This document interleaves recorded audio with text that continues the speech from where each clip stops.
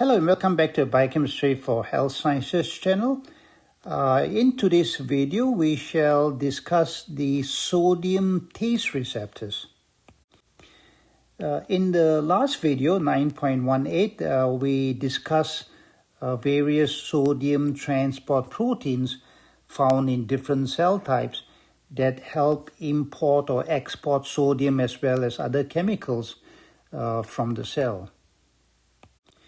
Today we'll look at a interesting aspect of sodium, and that is the sodium taste receptors. We'll discuss the sodium taste receptors and how these receptors work. There are several different types of taste receptors that humans have. For example, the sweet taste receptors respond to sugars as well as other sweet compounds. The salty taste receptors respond to sodium. That's our focus today.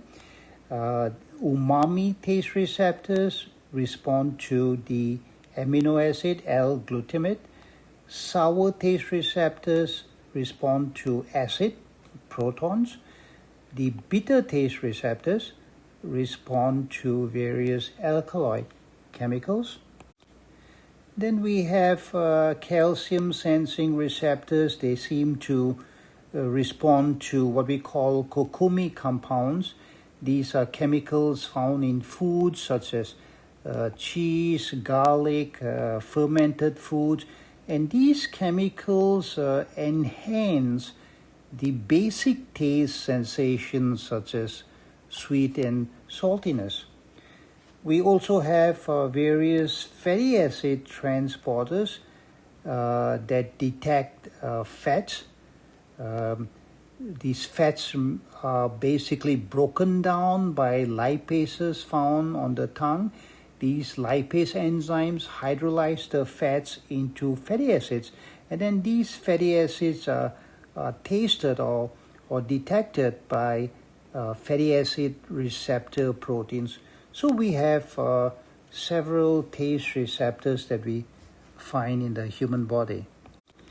It's kind of interesting to realize that we have taste receptors on the tongue. Why do we have these taste receptors? Perhaps it's to encourage us to eat certain foods for health. So for example, the sweet, umami, salty taste receptors will inspire us to eat food rich in carbohydrates, fats, amino acids, as well as sodium. And all of these chemicals are very essential for proper health. The presence of taste receptors could also be protecting us from poisons. For example, the bitter-sour taste receptors will deter us from taking too much of toxic chemicals as well as strong acids. Now, recent research shows that taste receptors are probably more than taste buds, because we have found taste receptors, including sodium receptors, in other parts of the human body besides the tongue. We see this in the stomach, in the intestine, colon, pancreas, esophagus, and many other different parts of the human body. So the functions of these taste receptors is still under research investigation. But we know, for example, bitter taste receptors, they activate the T2R receptors, and these then decrease the absorption as well as trigger vomiting of potential poisons. Sweet taste triggers T1R2, T1R3 receptors, and these then seem to stimulate the release of insulin from the beta cells of the pancreas. Taste receptors may also be involved in various physiological processes. There's evidence they may be involved in bladder contraction, in the formation of bone tissue, what we call osteogenesis, as well as in formation of adipocytes. Taste receptors may also play a role in immunity. There is some evidence that they might be involved in increasing the mucociliary clearance that is very essential for protecting our lungs. So quite certainly you will hear more and more about these fascinating receptors that we call taste receptors. So let's see how these taste receptors work. So these sodium taste receptor cells, these cells that have these sodium taste receptors, they are found in taste buds. So this is a picture of a taste bud. The anterior 2/3 of the tongue is very rich in taste buds that contain this sodium taste receptor cells. So let's look at one of these sodium taste receptor cell. Let's pick one of these sodium taste receptor cell and see how these receptors on this taste receptor cell actually detect sodium and what happens after they detect sodium. So here is a taste receptor cell. This is the taste receptor cell found in the taste bud. And you can see it has this protein called epithelial sodium channel, ENaC. This is one of the proteins we discussed in an earlier video. So this protein will allow dietary sodium when they're present in low to moderate concentration, about less than 100 millimolar. Remember, the concentration of sodium inside the cell is kept very low by the sodium-potassium pump. So because of this, any sodium that's present outside the cell can diffuse into the cell through the ENaC protein. Just as a side note, when there is very high salt concentration, then the sodium can also activate other taste receptor cells besides the sodium taste receptor cells. So it can activate the sour as well as the bitter taste receptor cells. Okay, so the sodium has now entered the ENaC, through the ENaC into the cytoplasm. And because sodium is positively charged, that's going to lead to depolarization of the cell. Now this depolarization, where the potential becomes more and more positive, that leads to a voltage change in the cell. And this voltage change is now going to be sensed by this voltage-gated sodium channel, which is going to open. And when it opens, it will allow more sodium to diffuse down the concentration gradient from the outside to inside this cell. As this sodium comes in, that is going to lead to further depolarization of the cell, and that's going to trigger an action potential. And this action potential then will travel down to the base as well as the lateral part of the cell, so the basolateral region of the taste receptor cell. So these action potentials that travel down the basolateral region of the cell, they will go and open these channels called calcium homeostasis modulator channels 1 and 3, CalHM1 and 3. And when these channels open, they will allow ATP inside the cell to be transported outside these cells. So this ATP that is released by these cells will now bind this P2X23 ionotropic receptors present on this nerve, this gustatory nerve that goes all the way to the brainstem. So when the ATP binds to these receptors, the receptors will open and allow sodium to enter the cells, causing depolarization and action potential, and this action potential information will be transferred all the way to the brainstem, and from here to other parts of the brain that will then give us the sensation of saltiness. So that's how we sense salt in our food. Just to complete this discussion on taste receptors, and also to compare the sodium taste receptors as well as the other taste receptors, we'll discuss a little bit more before we end this video. So let's also see how do these other taste receptors such as sweet, umami, as well as the bitter taste receptor cells work.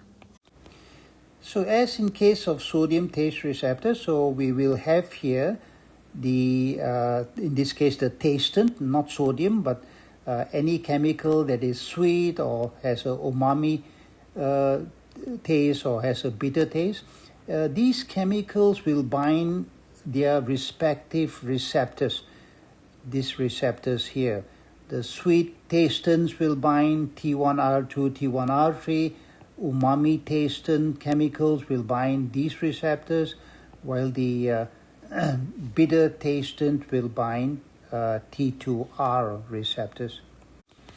And once these tastants bind their respective receptors, that will initiate a cell signaling, the end result of which is same as what we saw in sodium. ATP will be released by these channels, and this ATP will then bind receptors, the inotropic purinergic P2 X23 receptors present on the gustatory nerve, and that will open up these receptors, these transport proteins. It will allow sodium to enter, depolarize the cell, and initiate an action potential that will then go to the brain and will give us the sensation of either sweet or umami or bitter.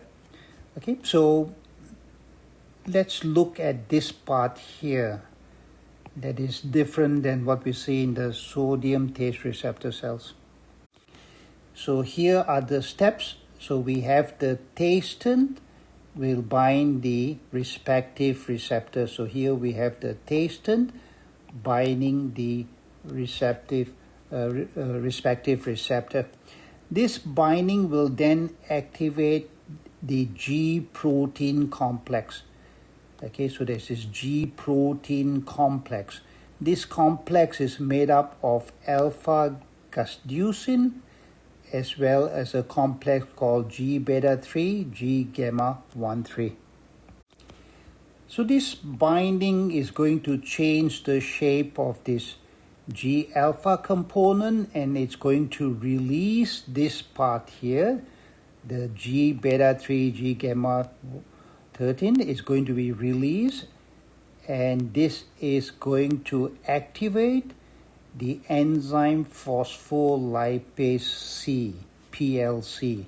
So this membrane enzyme phospholipase C will become activated, will become active. This active PLC will then hydrolyze phosphoinositol 4,5-bisphosphate or PIP2. So it will hydrolyze this membrane lipid PIP2 into diacylglycerol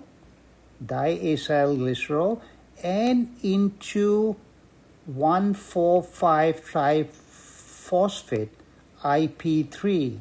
This IP3 is water soluble. Diacylglycerol is not, that stays in the membrane.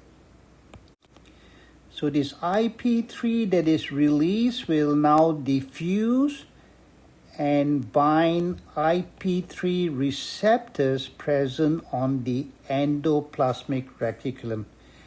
And this will cause calcium, which is very rich in the endoplasmic reticulum. Remember, there's hardly any calcium in a resting cell. Hardly any calcium in the cytoplasm of a resting cell. Most of the calcium is either outside the cell or in endoplasmic reticulum. So this binding of IP3 to IP3 receptors is going to cause release of calcium. So now the concentration of calcium in the cytoplasm starts increasing. Now the calcium will then go and bind, and this protein here, this sodium selective channel protein called transient receptor potential melastatin 5 or TRPM5. It will bind this TRPM5 and activate it and cause sodium now to go through this open TRPM5 and enter the cell. So more and more sodium now enters the cell, and this leads to depolarization of the cell.